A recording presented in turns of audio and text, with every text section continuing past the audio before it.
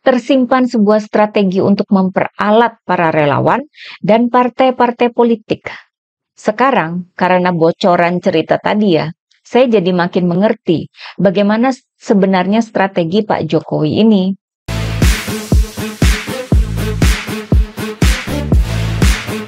Hai teman-teman, jumpa lagi dengan saya, Nina Nur. Kemarin saya menemukan sebuah berita yang sangat menarik ya, yang membuat kepala saya jadi tercerahkan gitu.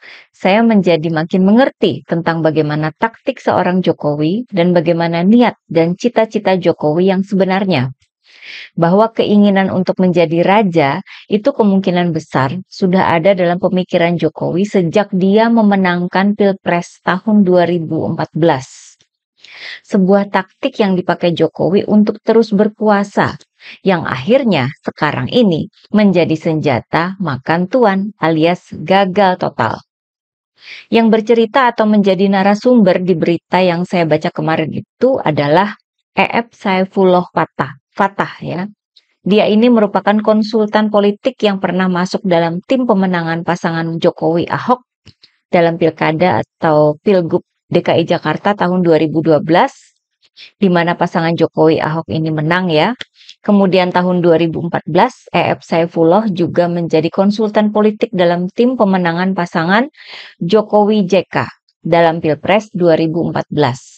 Yang juga akhirnya pasangan Jokowi JK ini menang ya atas pasangan Prabowo Hatta.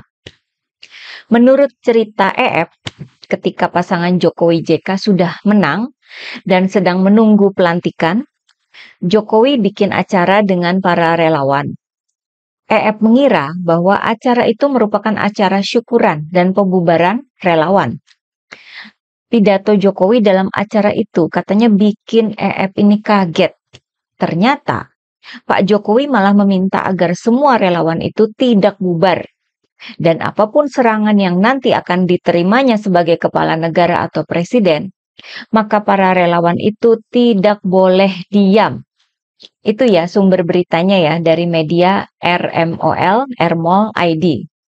Nah, dengan kata lain, Pak Jokowi ini ketika dia baru saja memenangkan Pilpres 2014 itu, dia meminta agar para relawannya akan menjadi bemper atau benteng, atau bahkan menjadi semacam pasukan berani mati yang akan membela Jokowi habis-habisan terhadap apapun serangan yang ditujukan pada Jokowi.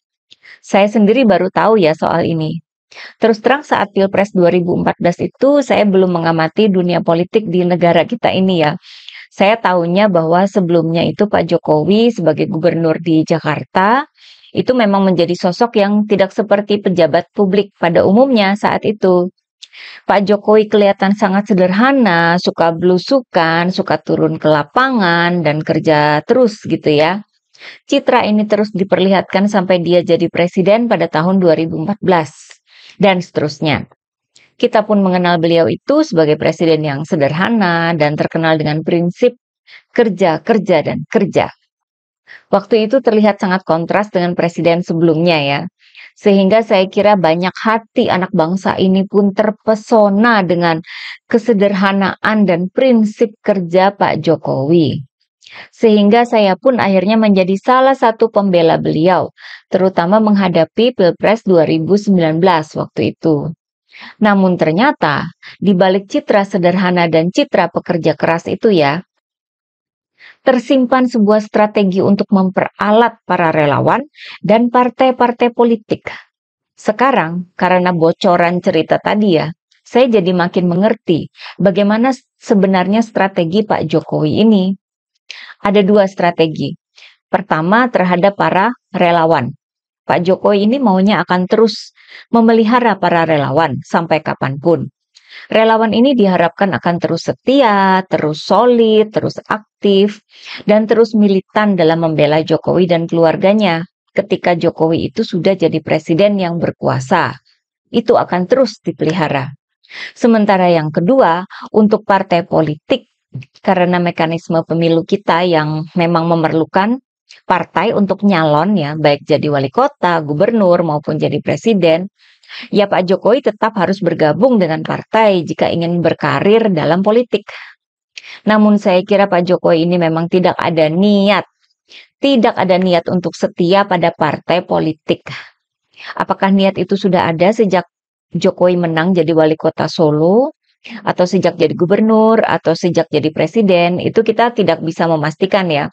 Namun kalau melihat bagaimana permintaan Pak Jokowi terhadap para relawan tadi, bisa jadi niat untuk tidak bakal setia pada partai itu sudah ada sejak dia ditetapkan menjadi capres oleh PDIP waktu itu ya. Saya kira Pak Jokowi ini akhirnya menemukan bahwa ternyata nggak perlu lama-lama jadi gubernur untuk naik ke jenjang yang paling tinggi, yakni jadi presiden. Bisa kok pakai program akselerasi, yakni dengan mengangkat citra sebagai pemimpin yang sederhana, yang suka bekerja, suka turun ke lapangan, dan suka blusukan. Dengan formula itu akhirnya dia berhasil jadi capres dan kemudian menang di Pilpres. Dan kemudian menjadi presiden yang mendunia. Jadi cover majalah Time pada tahun 2014 dan dipilih oleh media The Straits Times menjadi Asian of the Year tahun 2019. Dengan citra sebagus itu, Jokowi memperkirakan bahwa karir politiknya ke depan tidak lagi tergantung sama partai, melainkan partai-partai politiklah yang jadi tergantung sama dia. Artinya dia tidak perlu setia dengan satu partai dong.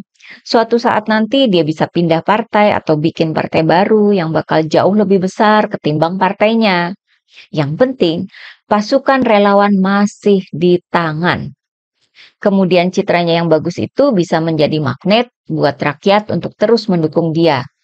Dan akhirnya partai-partai politik akan tergantung sama Jokowi.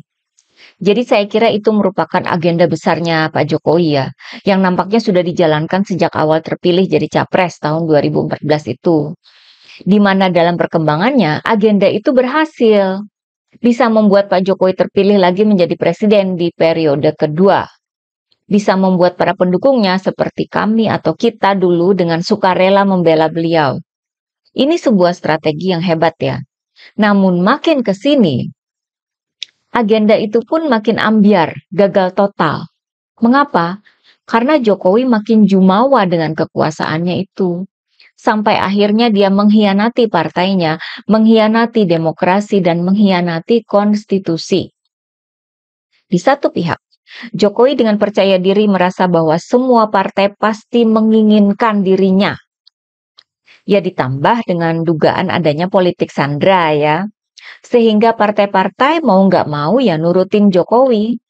Ya memang pada akhirnya itu menjadi kemenangan bagi anaknya jadi wakil presiden. Kemudian bagi partai-partai pendukung juga mendapat kenaikan suara. Sedangkan PDIP suaranya memang berkurang, namun masih bisa menjadi partai pemenang pemilu. Di lain pihak, kebusukan Jokowi pun makin menjadi terbuka. Ternyata selama ini dia nggak punya kesetiaan pada partai yang telah membesarkan dirinya dan keluarganya. Kita pun jadi tahu borok-boroknya. Walaupun partai-partai politik lain yang mendukung Prabowo Gibran seakan menjadi pendukung Jokowi, namun tidak berarti bahwa semua partai itu sudah dikuasai oleh Jokowi. Itu kan sudah kelihatan sebenarnya ya dengan gagalnya revisi Undang-Undang Pilkada dan gagalnya Kaisang mau nyalon jadi gubernur waktu itu. Kemudian calon yang didukung penuh oleh Jokowi di Pilkada Jakarta juga gagal, Ridwan Kamil ya. Waktu itu nampak banget bahwa koalisi partai pendukung Ridwan Kamil itu tidak seperti Jokowi yang semangat banget mendukung sampai datang jauh-jauh dari Solo ke Jakarta. Ternyata partai-partai itu tidak sesetia itu sama Jokowi.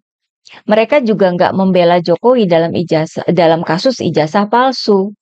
Mereka juga tidak kedengaran suaranya membela Gibran dalam isu pemakzulan. Jokowi dan keluarga juga batal masuk Golkar dan akhirnya masuk PSI karena tinggal PSI satu-satunya partai yang mau mewadahi Jokowi dan keluarganya. Bagaimana dengan para relawan? Pasca pelanggaran etik di MK, pasti ada relawan yang sudah tidak lagi menjadi pendukung Jokowi. Yang masih tetap setia dengan Jokowi juga pasti ada. Masih ada Projo, Bara JP ya, dan beberapa organisasi relawan lain pendukung Jokowi maupun Gibran. Tinggal mereka yang masih mau jadi bempernya Jokowi, termasuk si Sylvester Matutina itu ya.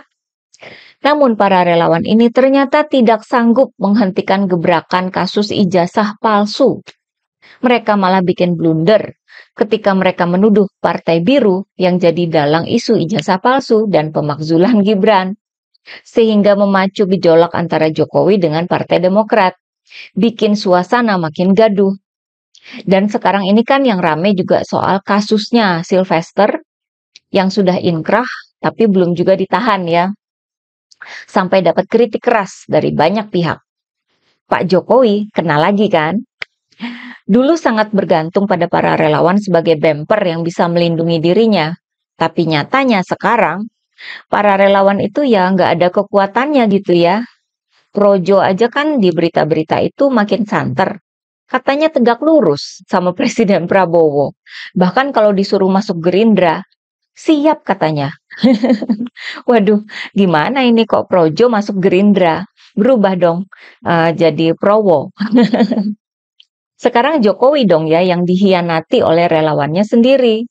Sementara hubungan antara para elit partai politik ternyata masih baik-baik saja. Hubungan Ibu Mega baik-baik saja sama Pak Prabowo. Sampai akhirnya Hasto mendapat amnesti. Ternyata kesetiaan dan rasa hormat itu dianggap penting oleh para elit partai. Ternyata di dalam partai-partai politik ada yang nggak suka sama Jokowi. Buktinya kan batal masuk Golkar. Akhirnya bisanya ya masuk PSI aja. Golkar yang ketua umumnya sering disebut sebagai orangnya Jokowi, barusan itu memastikan bahwa Golkar tetap mendukung Prabowo di 2029 dengan atau tanpa Gibran. Artinya partai-partai politik yang disangka bisa dikendalikan oleh Jokowi itu kok makin ogah berhubungan dengan Jokowi. Sedangkan para relawan yang dulu siap jadi pasukan berani mati buat Jokowi, sekarang ikutan goyang. Malah ada yang mau masuk Gerindra. Oleh sebab itu kita bisa kan bilang bahwa strategi Jokowi itu gagal total. Oke, bagaimana pendapat teman-teman? Terima kasih atas perhatiannya. Begitulah kura-kura.